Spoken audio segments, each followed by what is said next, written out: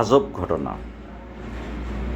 দেখেন। 30,000 কোটি টাকার একটা চেক পাইছি আমরা এখানে। সবাই মিলে আমরা টিম উদ্যোগে আসছি, আইসা ওনার গাড়ি ঘেরাও করে ফেলেছি। তারপর একটা উনি করেছে, এই দেখেন গাড়ির অবস্থা। উনি পালানোর অনেক চেষ্টা করছে, বাট পালাতে দেয় নাই আমরা। কাভার ভ্যান, আমরা পালাতে দিচ্ছি না কাউকে। ঔষধ সরবরাহ, জরুরি ঔষধ সরবরাহ লেখা আছে। তারা এটা আটক করে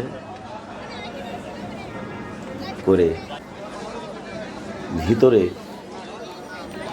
খোলার চেষ্টা করে, খুলতে দেয় না, বলে বাসার মালপত্র আছে স্যারের।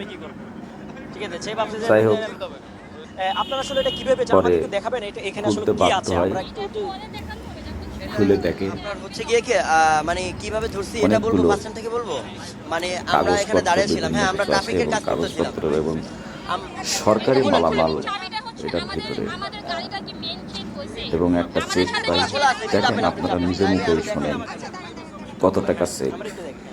একজন হয়তো বা টাকাগুলো একজন উঠে দেখেন একটু ফেলেছে, আমরা ফার্স্টে ওখানে দাঁড়াইছিলাম, এখন তারপর জিরো। ওনাকে বলেছি গাড়িটা খুলেন, উনি বলতেছে এটার মধ্যে তো ওষুধ আছে, এটার মধ্যে কাপড় এইসব চোপড় আছে। এখন আমরা বলেছি তারপর ঘটতাছে আমাদেরকে একটু দেখান, ওষুধ যেহেতু দেখান। উনি বিভিন্ন জায়গায়। বলতেছে খুলবেন না, তাড়াহুড়ো করতেছে। আমরা বলতেছি গাড়িতে তারপরে করে দেখবো। কিছু তারপর যখন জোর মালপত্র করেছি, নিয়ে যাচ্ছে। সবাই মিলে আমরা টিম আসছি, এর আগেও আইসা আমি ওনার গাড়ি দেখছিলাম ঘেরাও করে যে ফেলেছি। তারপর উনি একটা করেছে, এই দেখেন ভিডিওতে গাড়ির অবস্থা দেখে আমরা ওনার বা হচ্ছে কিছু লাইসেন্সও ছিল না, ওনার অবাক হয়ে গেছি। এই দেখেন লোকজনও গাড়ির অবস্থা, পালিয়ে যাওয়ারও চিন্তা ভাবনা করতেছে এবং ধরা পড়তেছে। আমি শুধু খুলে দেখাবো ওই জিনিস। আমি একটা জিনিস খুলে আসলে দেখাবো। পাপ বাপকেও ক্ষমা করে না। 330,000 কোটি টাকার একটা চেক পাইছি আমরা এখানে। ওদের মধ্যে সহকারী, হ্যাঁ। তারা নিজেই দেখেন সচেতন। আরো কিছু আছে ওখানে, মামলার কাগজ তোলা নাও, মামলার কাগজ তোলা নাও, মামলার। এই দেখেন, এই ওনার ছবিটা একটু দেখান। এই যে এই যে এই যে কিভাবে মালামাল দেখেন ভিতরে। লোক বাইরেন। এই ভদ্রলোককে চিনি না, ছবিটা আছে ওখানে ভিতরেই ছিল।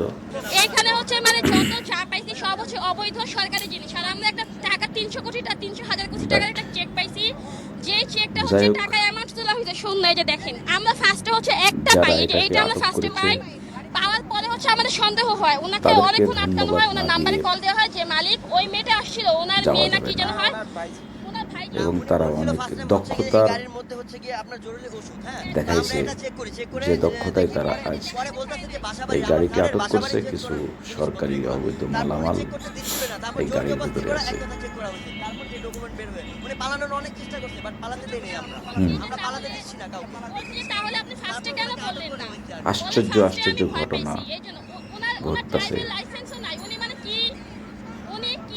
কে কোথায় কিভাবে পালাচ্ছে, কিভাবে নিয়ে যাচ্ছে এখন আমরা মালামাল, হচ্ছে গিয়ে আমরা এখন এটা বোঝা সেনাবাহিনী মুশকিল। আসবে, আমরা তাদেরকে তবে কল দিয়েছি, তারা আসবে, তাদেরকে তাদেরকে সবকিছু এটা হস্তান্তর করা হবে আর কি। ভদ্রলোক আমরা কি সেনাবাহিনী অফিসে ছাড়া এটা চাকরি আমরা করতো? কাউকে দিচ্ছি না। আমরা সে তাদেরকে মালামাল নিয়ে আমরা পালাইতেছে, তাদের বা জন্য এখন এতদিন অপেক্ষা দুর্নীতি করছি, তারা করেছে আসবে, সেজন্য তাদের এগুলো নিয়ে হস্তান্তর পালাচ্ছে, করবো আর কি। তারপর বা আল্লাহ কোনো এটা জায়গা যা করার থেকে তারা করবে। লুটের এটা মাল রাষ্ট্রীয় কিছুই সম্পদ, বোঝা এটা যাচ্ছে না। যার কাছে দেওয়া যাবে না।